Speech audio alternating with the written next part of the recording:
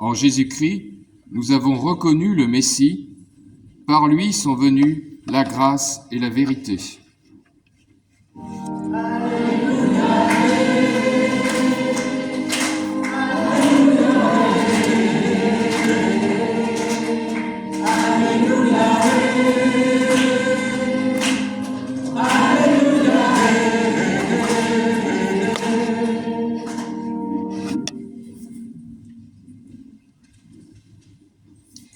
Le Seigneur soit avec vous.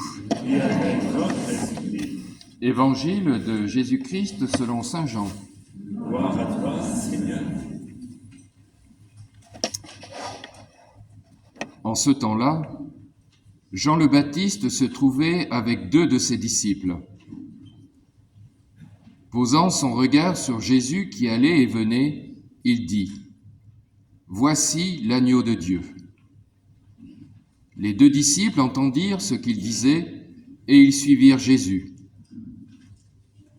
Se retournant, Jésus vit qu'ils le suivaient et il leur dit : « Que cherchez-vous ? » Ils lui répondirent : « Rabbi, ce qui veut dire maître, où demeures-tu ? » Il leur dit : « Venez et vous verrez. » Ils allèrent donc, ils virent où il demeurait, et ils restèrent auprès de lui ce jour-là.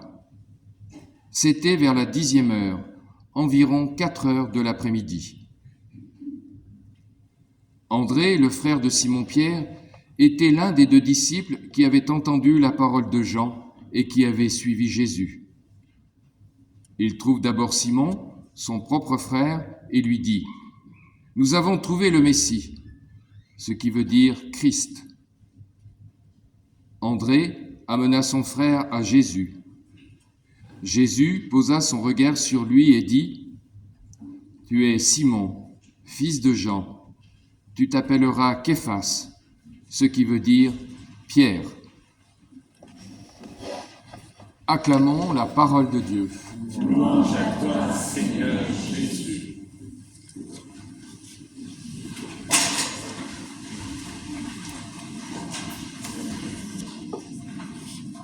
Voilà, c'est une très grande joie ce que nous vivons ce matin en communauté grâce à vous.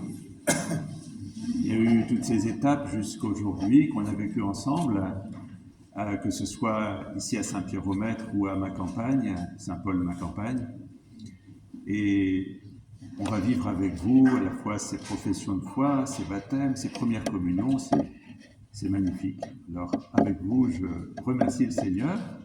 Vous avez été bien accompagné par Yolande tout au long de ces étapes, et donc je lui laisse la parole pour commenter la parole de Dieu qui nous est adressée ce matin.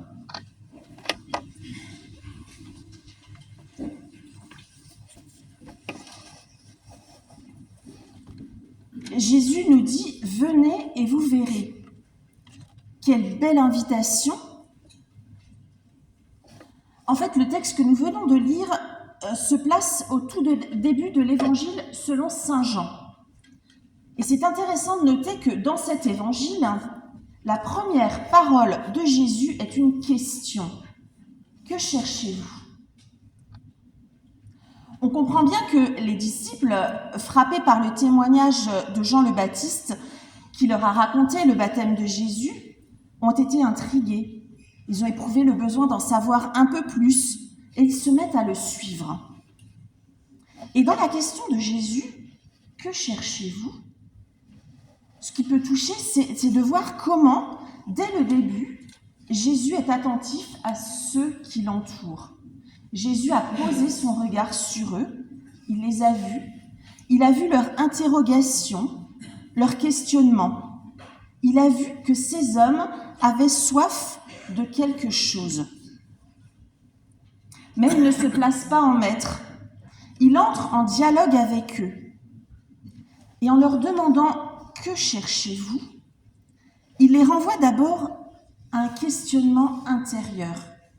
Il les invite à se questionner et à y répondre en vérité. C'est une manière de dire « D'accord, vous avez entendu de belles paroles, d'accord, vous avez décidé de me suivre aujourd'hui, mais au fond de vous-même, qu'est-ce que vous cherchez? Qu'est-ce que je cherche? On pourrait dire de nos jours, après quoi je cours? Quel sens je veux donner à ma vie? Et si Jésus interroge les disciples, s'il nous interroge nous aussi encore aujourd'hui, c'est parce qu'il veut que nous puissions nous engager en toute liberté. S'engager sur les pas du Christ, c'est le suivre librement, sans contrainte, mais dans la conviction que c'est ce chemin qui me rendra libre. C'est un peu ce qui s'est passé dans votre démarche à vous, les jeunes. À chaque étape, dans chaque rencontre, vous avez été invités à vous demander pourquoi vous faites cela, pourquoi vous voulez suivre Jésus. À chaque étape, le Christ vous a redemandé « Que cherches-tu » Et pour nous tous aussi, à chaque étape de notre vie, à chaque instant, le Christ nous invite à le chercher, à découvrir où il demeure, où il habite. Il appelle chacun de nous personnellement. Que ce soit avec Simon, qui devient Pierre, qui efface dans l'Évangile, ou avec Samuel. Samuel. Tous les amis de Dieu sont appelés par leur prénom, car Dieu nous connaît de manière particulière. Il nous aime d'un amour unique. Alors, vous avez entendu l'histoire de Samuel tout à l'heure. Et que nous dit ce récit? Un enfant entend un appel. Et grâce au prophète Élie, il comprend que c'est le Seigneur qui l'appelle. Qui l'appelle patiemment d'ailleurs, à plusieurs reprises. Mais quelle chance! Il entend le Seigneur qui l'appelle. Quelle extraordinaire expérience, non? Mais en fait, ce qui est extraordinaire, ce n'est pas tant que le Seigneur l'appelle, mais c'est que Samuel l'entende. Il était suffisamment disponible à l'écoute dans un lieu propice. Il était prêt à prendre au sérieux cet appel. Et son premier réflexe est de répondre « Me voici ». Comme Marie à l'Annonciation, il se rend complètement disponible à l'appel de Dieu. Il a confiance. Alors, c'est vrai que rien ne nous est dit dans le message même que Dieu a pu lui transmettre. Le texte se termine par ces mots « Le Seigneur était avec lui et il ne laissa aucune de ses paroles sans effet. Mais aucun message précis ne lui est transmis, aucune mission périlleuse ne lui est confiée, aucun secret ne semble lui être révélé. Et pourtant, ce qui se joue dans ce récit est très important. On comprend qu'en fait, ce qui compte, c'est l'appel de Dieu qui vient à notre rencontre et c'est la réponse de Samuel qui se met à son écoute. En fait, c'est la construction d'une amitié. Et que ce soit dans le texte de l'Évangile ou dans l'histoire de Samuel, on retrouve cette volonté pour Dieu d'entrer en relation avec les hommes. La réponse que fait Jésus à ses disciples, quand Jésus dit « Venez et vous verrez », ce n'est rien d'autre qu'une invitation à le suivre. C'est une invitation à la confiance, dans une relation durable avec le Seigneur. Il nous invite à être avec lui, à passer du temps avec lui, à être en proximité avec lui, comme des amis. En fait, ce qui est dévoilé ici, c'est la relation que le Seigneur veut avoir avec chaque homme et femme tout au long de la vie. Ça s'appelle une alliance. C'est une alliance que Dieu veut faire avec l'homme. Et c'est cette alliance qui va s'accomplir pleinement dans le Christ Jésus. Dieu vient à notre rencontre, patiemment. Il vient jusqu'à nous pour nous visiter. Il l'a fait en envoyant son Fils dans le monde, on l'a célébré à Noël, et il le fait encore dans tous les sacrements où il se donne pleinement par amour. C'est le signe de cet amour qui est exprimé dans le sacrement du baptême, que nous vivrons tout à l'heure, dans cet accueil inconditionnel que Dieu nous fait pour devenir fils et filles de Dieu, membres de son corps. Et de même, dans chaque Eucharistie, Le Seigneur vient, il se tient là et il nous appelle encore et toujours. Alors qu'allons-nous lui répondre ? Comme Samuel, allons-nous nous mettre réellement en sa présence et répondre « Me voici » ?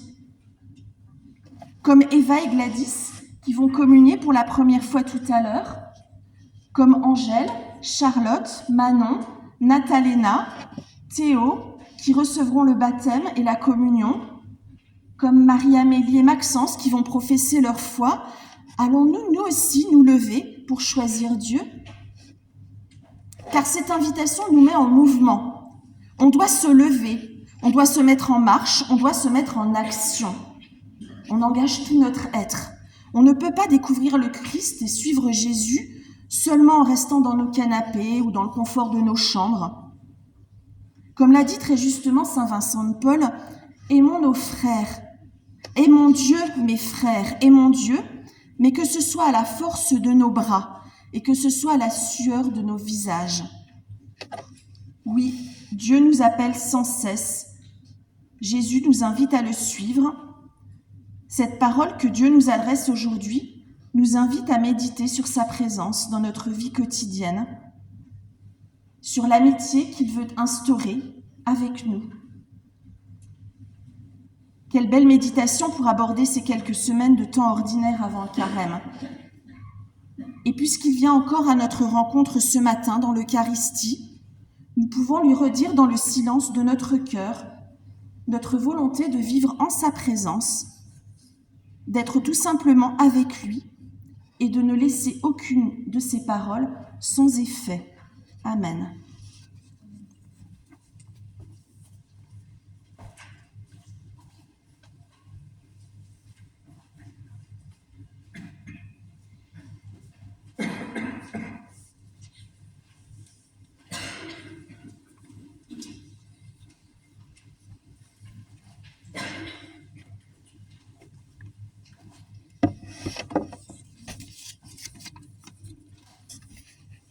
Alors Maxence, Marie-Amélie, qui allez faire votre profession de foi, aussi Angèle, Charlotte, Manon, Natalena et Théo, qui allaient être baptisés, Eva et Gladys, qui allez faire votre première communion, si vous voulez vous lever.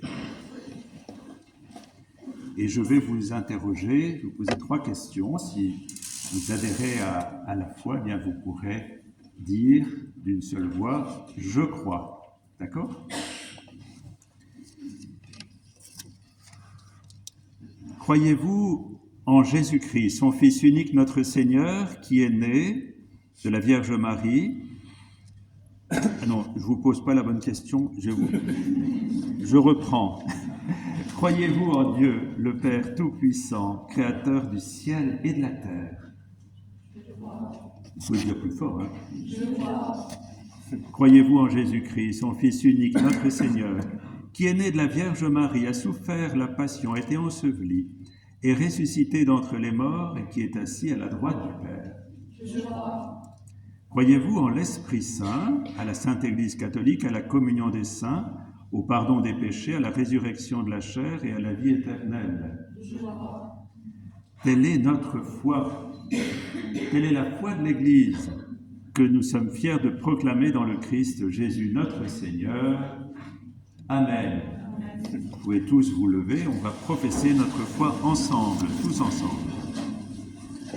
Je crois en Dieu, le Père Tout-Puissant, Créateur du ciel et de la terre, et en Jésus-Christ, son Fils unique, notre Seigneur, qui a été conçu du Saint-Esprit, est né de la Vierge Marie, a souffert sous Ponce Pilate, a été crucifié, est mort et a été enseveli, est descendu aux enfers, le 3e jour est ressuscité des morts, est monté aux cieux, est assis à la droite de Dieu, le Père Tout-Puissant, d'où il viendra juger les vivants et les morts.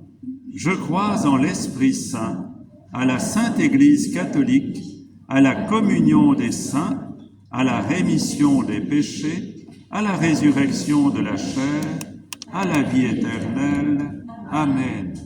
Vous pouvez vous asseoir.